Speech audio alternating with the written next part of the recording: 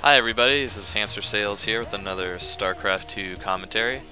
This time on one of the new maps in the new ladder season, Season 3, Searing Crater. Going to be playing Ushiba, a blue Terran opponent. He's in the top right, I'm in the bottom right. Should be a fun game for everybody. For everybody involved, myself, you, the viewer. Was it a fun game for my opponent? Was it a fun game for me? I don't know. A lot of talk about the new maps, how they play for Zerg, how they play for the different races. This natural is pretty hard to defend for Zerg. I've had a lot of mixed success with it the few games I've played. Played maybe 5 games on this map so far. A lot of different ways they can come in with Hellions on this map. Hellions annoying anyway, but really they have 3 choices that are virtually impossible to stop unless you spend an excessive amount of resources defending them with spines or blocking with queens. They have this entrance into your natural. Ooh, that must have been me scouting my natural all those clicks with my second overlord. But yeah, they have this entrance here, they have this entrance here, they have this entrance into your main. So a lot of avenues Hellions can run into your base. Will that come into play on this map? More than likely, since I'm spending so much time talking about it. But yeah, that's something you have to watch out for as a Zerg on this new map. A lot of Zergs downvoting this map and many of the other new maps I hear. I'm kind of disappointed with that. I mean, it's so new. You can figure out your own tricks for it. This third, very open to attack if you prepare for it. You send early links to your opponents. Rocks make their third very accessible to attack. Pretty easy to flood links and banelings in through these entrances here. I've had mixed success with that so far. Pretty much every game I've played on this map, in every matchup, every race matchup, I tried to flood their natural with banelings at some point. From an unexpected angle. Usually they're not defending this spot as often, strangely enough. Ooh, what am I doing here? Yeah, oddly enough they're not defending the choke by their natural as much because they're so afraid of this back door that I find my opponents often like to overguard this area and neglect the more obvious attack point. I guess more obvious because you want the option to go into their main. But yeah, this is ZVT, one of my favorite matchups. Hopefully it's a fun game for you to watch. Oh, my opponent electing to engage the Zerg here, the drone with his SCV. Never going to win that as a drone in a straight up fight against never going to win that as the SCV against the drone because they regen about 4 life during the course of a straight up fight. I like to tell my opponents that. It's kind of a jerk move. Hopefully it'll put them on tilt a little bit. But it's also, you know, just educational information for my opponent. Letting him know what I just casted. That the drone's always gonna win that in a straight up fight. So what's my Terran opponent doing here? He's getting his second gas. I have stopped mining on my gas right after I got my speed. Something I do in most all matchups. Is something I'm used to, having fairly early Zergling speed. I wasn't paying attention to my build. Pretty much the only thing I do to start games nowadays is 14 gas, 14 pool.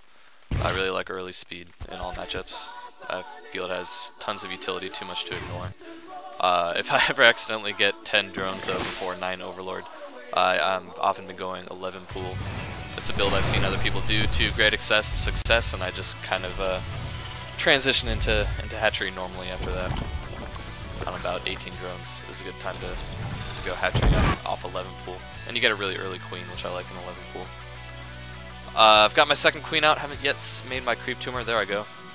Trying to connect my 2 expansions. Pretty far distance between your natural and your main. So that's something you have to overcome with a fairly early creep tumor as a Zerg. A lot of people like to use their first 25 energy on their first queen to start the creep. I personally like having that production in case I need to create a ton of lings, some kind of crazy all-in for my opponent. So Ushiba, what's he up to? He's getting a second factory. He's got a tech lab on his barracks. Stim not yet finished, so I'm not sure why he has this early tech lab, no marauders. And getting a second tech lab on his factory. This is a very strange build from him. Let's see how he utilizes this. Pretty much a waste if he doesn't get combat shields or stim or something like that fairly early from this tech lab. Or if he's doing some kind of bizarre Reaper build maybe, but no Reapers as of yet. So, with what little I know about Terran build orders, it seems like a kind of an early wasted tech lab unless he gets his stim pretty soon for some kind of timing. We'll have to keep an eye on that. Keep an eye out on a stim in that production tab in case I forget about that train of thought. So my opponent getting a starport at about the 7-minute mark. That's a little late for any kind of rush, any kind of Banshee rush, unless he's doing some kind of delayed cloaked Banshees. He might switch his starport with the factory here and use this tech lab for cloak. Right now though, he's getting the all too popular Blue Flame technology. Terran's really loving Blue Flame. A lot of people attribute it to the Koreans' use of it in the recent MLG in Anaheim. I'm not so sure about that. I'm not sure what game people have been playing, but Terrans have always loved them some Blue Flame, so a little strange to attribute it to a single tournament as cool as MLG Anaheim was to watch and no doubt play if you're one of the players. So I might have a little trouble with this. He does have 5 Blue Flame Hellions at about the 8-minute mark. I've seen it done much faster before, but at least I think so. Usually a lot of the cheesy rushes come around 7 minutes, a lot of the cheesier harass that can happen. But Blue Flame Hellion harass so safe, you can usually do lots of damage with it. Even if you don't take out a ton of drones, you can often just waste many Zerglings. I'm getting a scout in here with my Overlord. This is something I don't always do. It's about the 8-minute mark. It's a little late, I'd say. If I were better, I'd probably be scouting around the 6-minute mark. I would have seen this starport tech. I would have seen all the tech lab action going on. Would have known what to expect maybe. But these 5 Hellions running into my natural poking in, roasting a ton of Zerglings. I really want to hit him with the Banelings. Banelings extremely effective against Hellions if you can land on them. They're obviously much slower, but they do the bonus damage because Hellions are light armor. Am I going to get a Baneling hit? No. Backing off, he is kiting me very effectively. He's roasted a ton of Zerglings. No drone damage as of yet, which is good. Destroyed 2 Hellions with my Banelings. Do I get any more? Yes. Another one goes down. The other 2 down to red. So that was some pretty effective defense from me. I'm okay to lose a bunch of Zerglings as long as I kill some Hellions and prevent that all too deadly harass that can happen. I can roast dozens of drones if I'm not careful. I do have these spines up. These are a pretty decent position. Honestly, I should probably put them at the ends of the mineral patches. That way you can guarantee hits even if the Hellions manage to sneak into this deadly little crevice here where they can fire at your drones and Zerglings almost unopposed. I probably should have got a Roach Warren after seeing that many Hellions and just kept a few Roaches on my main for defense, but I didn't decide to do that this game. It's something smart you can do.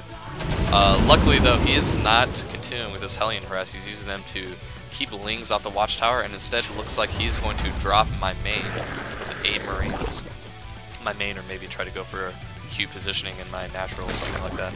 I'm sending some Banelings into his natural. I know he has an expansion at this point, I believe. No, I don't. Maybe I'm just assuming. But it's not saturated at all. I was hoping to get tons and tons of drone kills. Looking for something to kill, hoping to catch some Marines or something.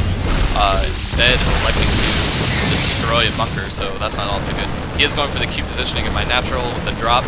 I elect not to kill it, pull my drones off, and I'm going to go for the most delayed Baneling bust timing of all time. I'm going to run into his base with all these Zerglings. I could do a ton of damage. I want to run into the workers.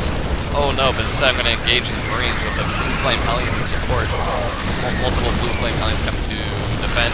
Meanwhile, he has delayed mining and killed a Queen at my natural. Managed to save a second Queen with the transfuse there. So I'm going to say my opponent did a better job of harass there. My economy is still much stronger than his once I get these drones back to work anyway. But yeah, his harass much more effective. He has a second orbital up, so he will be able to saturate this expansion with mules. Usually that's what you see a Terran do once they claim an expansion. They throw down all their mules at that second base as to not quickly mine up their main. Keep better saturation at each base. I'd like to see him transfer some of these. Jesus, how many SCVs does he have? Yeah, 35 SCVs, because stand to transfer maybe 10 or more SCVs to that expansion. But I'm going to run in here with some Zerglings, hoping to find his expansion undefended. That's exactly what I find. Gonna force a lift here, no doubt. Yep, force a lift. Tons of Blue Flame Hellions here to defend. I'm gonna push this. I can kill these Blue Flame Hellions if I'm lucky with these Banelings. If he doesn't kite effectively, he does not. So again, I'm forced to go for some bunker damage. What am I doing? That bunker was down. I could have maybe gotten in here to these Marines if he wasn't paying attention. Instead, I decided to destroy the already lifted bunker. That was very strange. Strange play by myself there.